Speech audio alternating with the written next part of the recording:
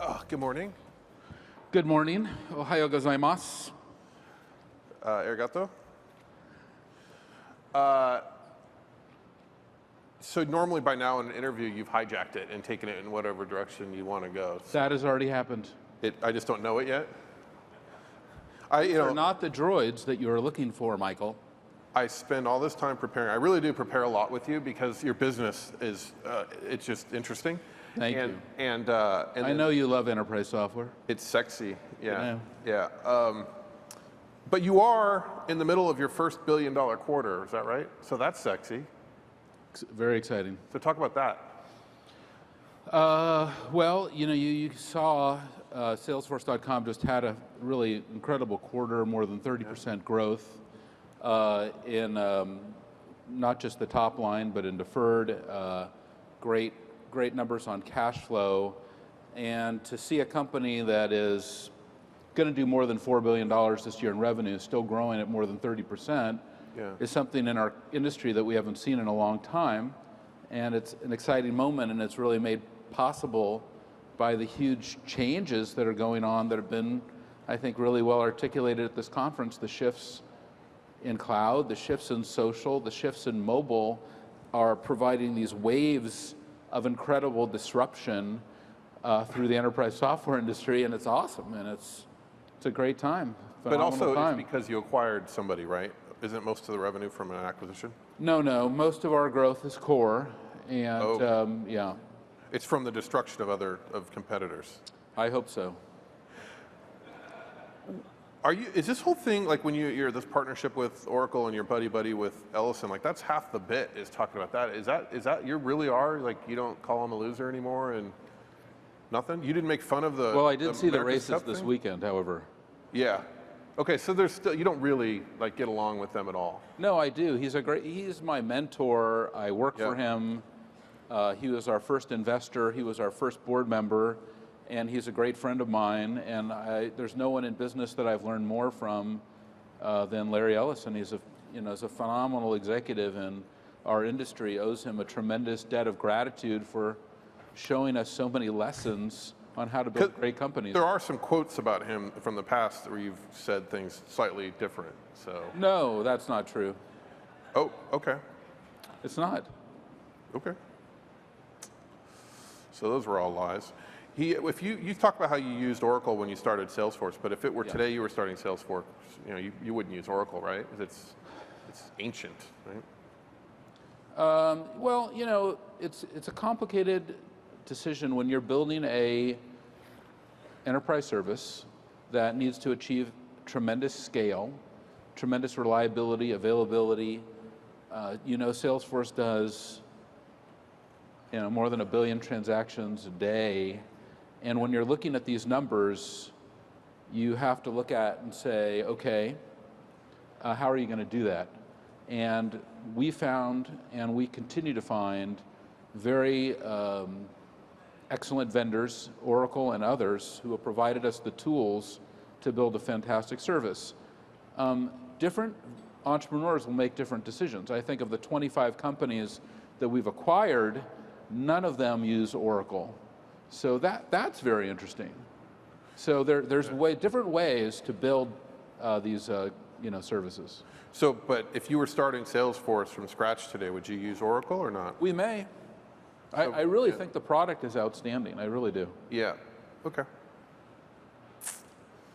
All right. Talk to me about. We are going to get more entertaining as this goes on. I'm good stuff, but I want to get some of this stuff, like the new file storage stuff. So now we could talk about you because I know you like that. Yeah. Here we go. Okay. Okay, so we won't talk about the file storage stuff. I can talk about file storage. That's an exciting topic. Because you gave up on that battle, right? So you're not competing in that space anymore. No. We have a very fast-growing effort called Chatterbox. That we announced actually a year ago here at the show. And you know that we have built into our service this tremendous social platform called Chatter. And both of those things have phenomenal growth. We bought a company in Paris where we've actually found a number of really phenomenal companies to buy. called EntropySoft, and we've connected that into Chatterbox, and it gave us the ability to connect into all these heterogeneous file stores as well as maintain our own homogeneous capability, and we renamed the product Salesforce Files. It's really getting set up for what I would say is a major relaunch of our platform and our core applications at our Dreamforce conference, which is coming up in November. And you know that conference will have more than 120,000 people here in San Francisco. And it's always lovely traffic and getting a hotel. I apologize for the traffic in advance, but we will have a phenomenal show, not just for us and the relaunch of our core platform and applications, but also we will have hundreds and hundreds of fabulous new enterprise companies who are displaying their technology to our customers, and it's become a great show. I think it's now the largest vendor-led show in the industry. I mean, it's a monster. It's a phenomenon. And I always appreciate, by the way, that you come to Disrupt beforehand, you know, either weeks or a month beforehand, and give a little teaser on what to expect there. So, well, I appreciate being invited. You know, I really, really like you as a person, and I like you. Yeah. I always have.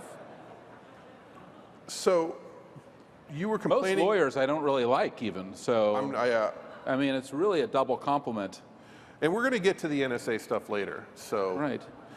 You were complaining about Apple just a few minutes ago backstage, and I actually thought it was really interesting what you're saying, and hopefully you'll repeat it, because I think it'd be good for Apple executives to hear what you just said.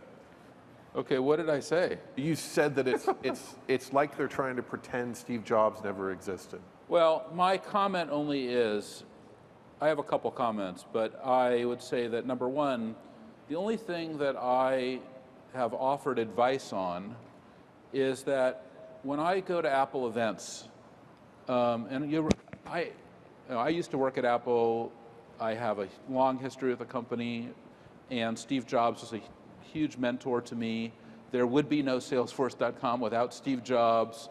Many of the things that we have created in our company, he was the inspiration for and guided us to. And we owe Steve Jobs a huge debt of gratitude in our company and our entire industry. And I think that it's appropriate for Apple to acknowledge that on a regular basis. And when I was at a launch, I didn't like that there was not an acknowledgement, and there really is not any acknowledgement of Steve ongoing. And I think it's okay to say thank you, and we're very grateful for everything that he has brought to us. Look at the audience and how many people are using Apple products. You know, Steve Jobs had many messages for all of us, but I think that the most important message, I'll tell you a story if we have a minute. There was a memorial service for Steve, and I was fortunate to be invited to it, and it was at Stanford, and I realized it was going to be special because Steve was very mindful and conscious about everything that he did, and I knew that he had planned this, and everything from the program and who was going to be speaking, and to who the caterer was, and it was a phenomenal program. And I was there, and we heard Larry Ellison spoke, and his family spoke, and Bono and the Edge played, Yo-Yo Ma played, and then there was this reception afterwards. And then we were all leaving, and on the way out, they handed us a small brown box. Okay. And I received the box, and I said, this is going to be good. Because I knew that this was a decision that he made, that everyone was going to get this.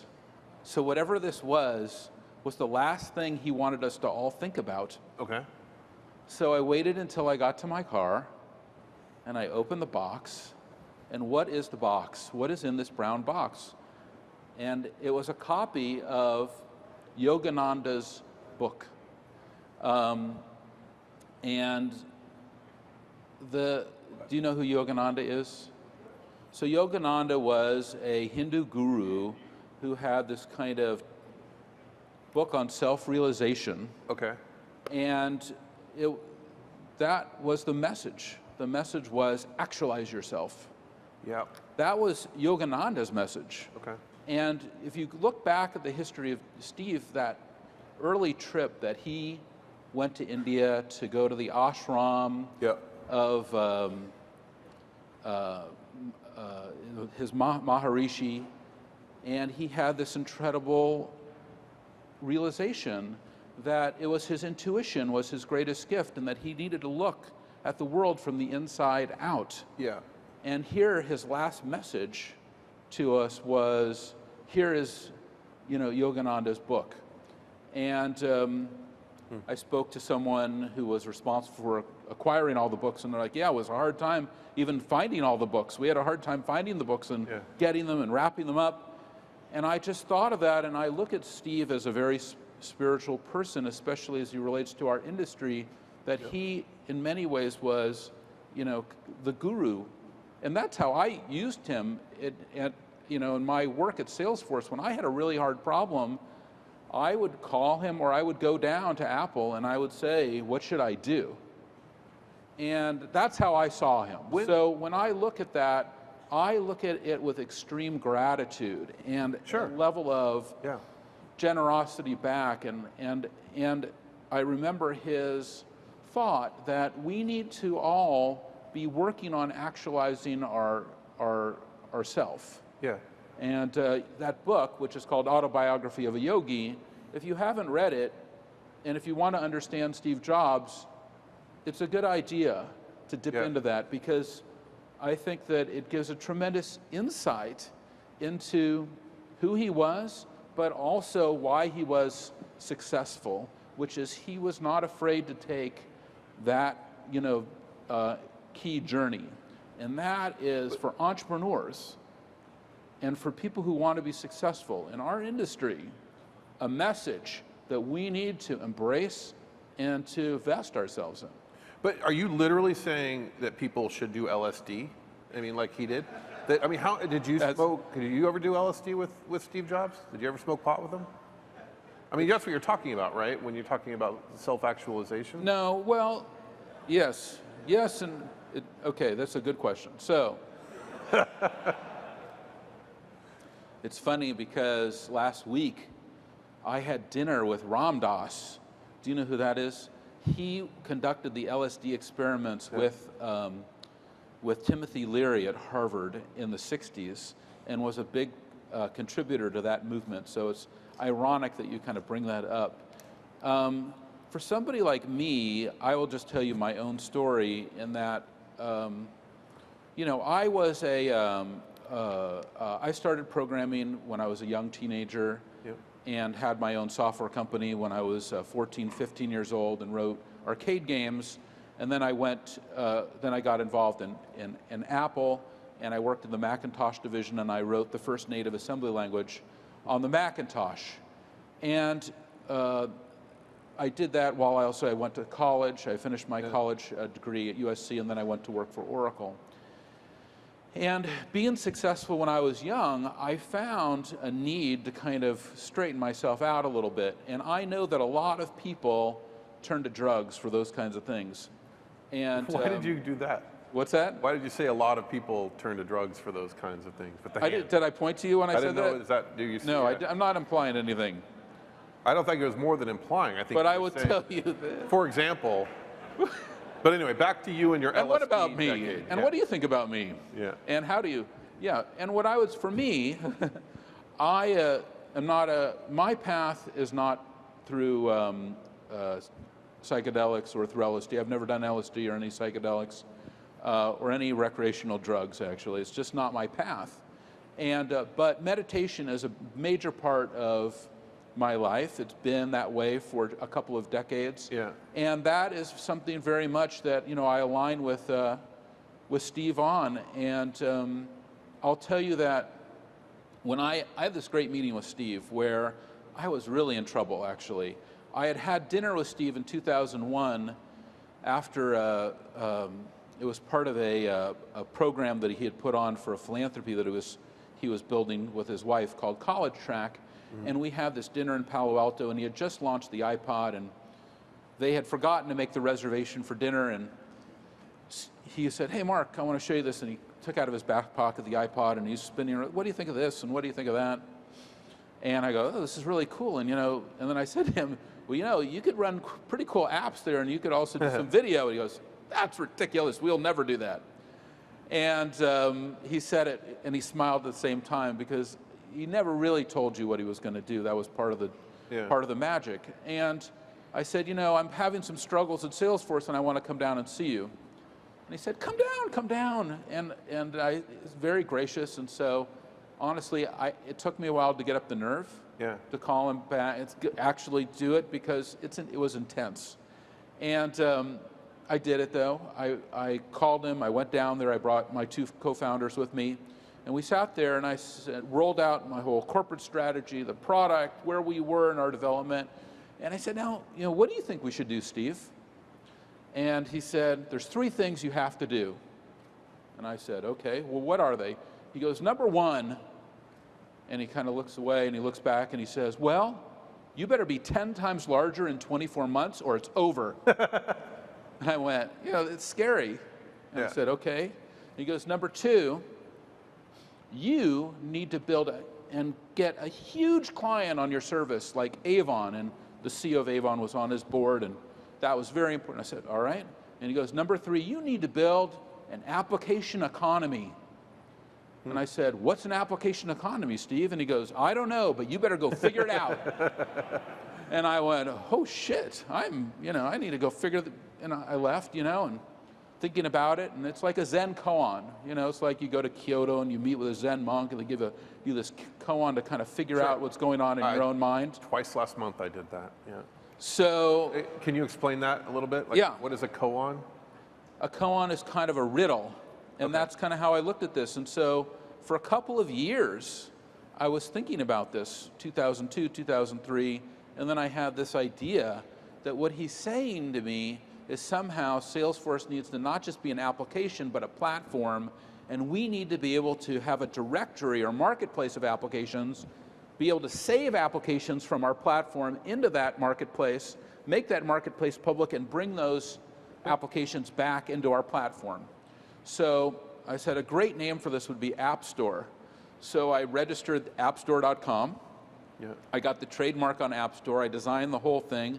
And in 2005, we rolled it out, and we called it App Exchange. And so he calls me in 2008, and he says, "Oh, you need to come down for an announcement that I'm having." And I said, "Okay." And so we're coming down there, drive down, get to the audience. It's in their proprietary conference room.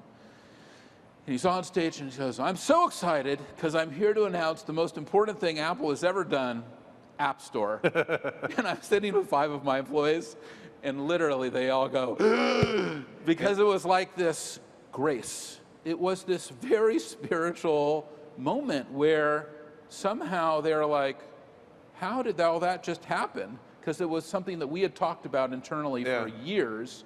But here was his revelation on it. And at the end of it, I walked down and I said, "I'm going to give you a gift." And he said, "What gift are you going to give me?" And I said, "Well, we had so many great meetings and discussions. I'm going to give you appstore.com and the App Store trademark. You're going to need it if you're going to have a product called App Store." And he goes, "Oh, well, we're never going to make very much money on that App Store thing," smiling. And I said, "I know, Steve, but you should have this anyway." And, that's the kind of coincidence, serendipity, connectivity that I always saw with him. That was his magic. He had the ability to see the future, to bring it forward, to inspire it in others, and his message of look inside yourself, realize yourself, look to the kind of path, the autobiography of Yogi, which is not a story of LSD, but a story of self-realization. I think that is so powerful. And when we get to Apple today, the most important thing for Apple is to realize themselves. That is, when they get up on stage, they still kind of want to look like Steve and act like Steve. And even I looked at some of the old announcements they did recently, and before they do a video, they always have a slide that says video on it. And I love that because it's something he always did. He would always say, and now I'm going to show you a video, and the word video would go on the screen, and then the video would play. But I think for them, they need to find themselves and be who they are. And I think that in many ways, they're still trying to be him. And instead, they're great guys, actually. I have a lot of respect and a lot of admiration for Tim Cook, for Phil Schiller, for the whole team. I think they're a phenomenal team, a team that any company in this room would be thrilled to have any one of them. Yeah. They just need to be who they are, truly, and respect the past, but as Steve would say, project the future. And it has to come from them, and I think that's the only path forward for Apple. That was beautiful. Thank you. I mean, I've never just let someone tell a story like that without interrupting. I mean, that was amazing. Well, you should try it more often. Yeah. No, but thanks. That was great. I mean, I always like Steve Jobs stories, but there's some stuff in there I certainly had never heard before. He was great. He was, Dan Farber sitting right here. We were in Banley 4, okay? And Dan Farber, I was like, it's 1984. It was like June of 1984, July of 1984, and I'm trying to figure out how to make the assembly language work on the Macintosh, and it was a holy nightmare getting it to run. And there was like motorcycles in the lobbies and grand pianos, and everyone was drinking fruit juice. And there were shiatsu masseurs giving all the developers back massages. And Steve Jobs was kind of running through the hallways and like patting people on the back and motivating them. And yelling. It was a magical, and there was like this pirate flag on our roof. And I'm like 19 years old going, this rocks. Yeah. Okay, and it impacted me. And I, when I always thought, oh, wow, this is like one of the great things. And then it was always hard for me to like be able to like just have a normal conversation with Steve because I put him in such a pedestal because he was such an incredible person. And I think everyone here agrees with that and has had this huge impact on our industry that continues. But that impact can continue, even though he's gone, if we continue to listen to what were his big messages and his big ideas about the kind of things we can do to have a great industry. And I think that some of the problems with some of the books that have come out and movies is this. They do not honor the spiritual aspect of his personality, and that really bugs me. And I watch that, and I watch, and I love Ashton Kutcher, and I love Walter Isaacson, but those products do not tell the real story of who he was as a true prophet and visionary and spirit of innovation, and just to reflect some of the aspects of his personality that can be sensationalized, I feel were inappropriate. Not that that should be overlooked, but that other parts must be included. And because they were not, that is like not right. Because that sends the wrong message to all these entrepreneurs that you should just go and be an asshole and you can be successful. No, that's not his message. But it's worked for you. Yes, it has, actually. It's worked for me, and I feel good about it, actually. You talk about, it's actually a moving story, and I want to actually just go back and watch it again. But you know what I mean? You know what I'm saying? I don't know if I'm communicating. I've never really thought about this, but I haven't really communicated it like this. But I feel like we need to get back to, if you want to understand what has driven so many great Steve stories, Jobs is parts a of our genius industry. artist, is what you're talking about, and that's very hard though for someone to capture. Who really was building and developing and enhancing his spirit. Yeah, through drugs sometimes, but yeah. Well, there's different paths, and I honor different paths. I'm not saying it's bad. I think it's an interesting article I read recently that Sure. was talking about how maybe Bill Gates should have done more drugs, right? And then it turned out that apparently he did actually do some drugs, and it was a really interesting article. That's why I brought it up. I don't think there's anybody who's alive today in our industry that I respect more than Bill Gates right now. What he's done for the world has to be, Right. we have to be just blown. Oh, he saved 10 million lives. Yeah. His leaving behind his company 10 years ago Yeah. and focusing on his foundation because he knew he had some insights that he could save lives and not just a few lives, but millions of lives. Yeah. And it is something that we have got to look at and go, why do we not have more examples from our industry of people like Bill Gates? Yeah. Yes, he did his job in the industry, and you can judge that as you will in terms of how he did it. But since he left the industry and became a full-time philanthropist with the Bill, and his wife is phenomenal with the Bill and Melinda Gates Foundation, the work they are doing is unbelievable. And I just saw him at a conference. I have never seen a happier person. He has the biggest smile on his face and has the most joy. Because Ballmer is leaving, or? I think because of, well, I can get to that, because of what he's done for the world, which I think when we start companies and we create value, let me ask that's you've got to be a always huge given, part of it. Okay. Your philosophy And that's the end of that story. Forget the storytelling idea, actually. And we'll move on. This is a clarifying question that actually is. Right. You've always given a lot, the sort of wave, 1% all the way through. But did he give much before he retired, or did he sort of save it all up? And No. Yeah. He didn't. He really, and not only that, he didn't create a culture of philanthropy, which I think is the greatest opportunity as an entrepreneur. Yeah. The ability to give back is built right into every company in this room. Yeah. And your employees want to do it. 1% of your profits. 1% of your equity. 1% of your profits. And 1% of your employees' time. Is it so much to ask? And do you know the change that you can? Do you know that we have done more than 500,000 hours of community service through Salesforce. I didn't know that. .com. We run more than almost 20,000 or more than 20,000 nonprofits and NGOs for free. We've given away we've given away tens of millions of dollars, soon to be hundreds of millions of dollars. I've given away more than $100 million. And the ability to give back is a jewel that is in every one of these companies that we start, that all it needs to be done is be polished. And that will sparkle and make your company so much better that you're not just in it to make a bunch of dough. And there's nothing wrong with making a bunch of dough, but make a bunch of dough and give back. It really is awesome. You know, one thing that was hard for startups, if a startup right now said, hey, oh yeah, I'm just starting, it's easy when you're just starting to give 1% of your equity, but how do they do it? Like, it's actually pretty complicated trying to figure out through the lawyers. It is not complicated. We have a website called sharethemodel.org. We have inspired lots of companies. Oh, actually didn't know that. And we have helped them get set up.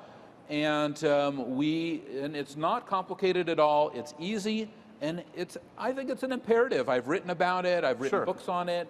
I help do coaching. We have more than 100 full-time employees in our foundation, and a lot of them will go out and help you to create your own foundation. If you're starting a company, why not create a foundation on day one? It doesn't cost you anything. Right. The equity doesn't cost you anything. The time doesn't cost you anything because you have no employees.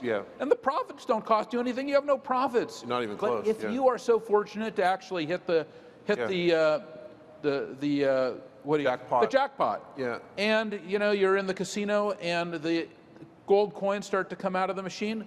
It turns out 1% of them will automatically go off to help other people. And that's pretty darn cool. Who should be the next CEO of Microsoft? Gates. Whoa. He's happier, he's done all this. You want him to stop helping the world because, well, that's important. It's not as important as him running Microsoft? I think the only way to save Microsoft right now, because it is such a disaster, is he knew it needed to come back, not forever, but for a specified period of time, let's say 36 months, because he needs to push the reset button on two things. He needs to push the reset button on his mantras that he installed in the company. like Windows everywhere and all this. Yeah. He's got a bunch of mantras, which are these processes that still run in the company that are not doing the company any good. And number two, he needs to push the reset button on people. Not just get rid of Bomber, but he's got a lot of people in that company that he needs to either hit the reset button on. And there's nothing wrong with that. And by the way, they can go and get great jobs and do things in lots of other companies. But he's got to reset the company. And he's the only one, I think, who can really do it. What was worse for the company? I mean, I could be proved wrong, but I think he could do it. And he would have to take a break from saving the world.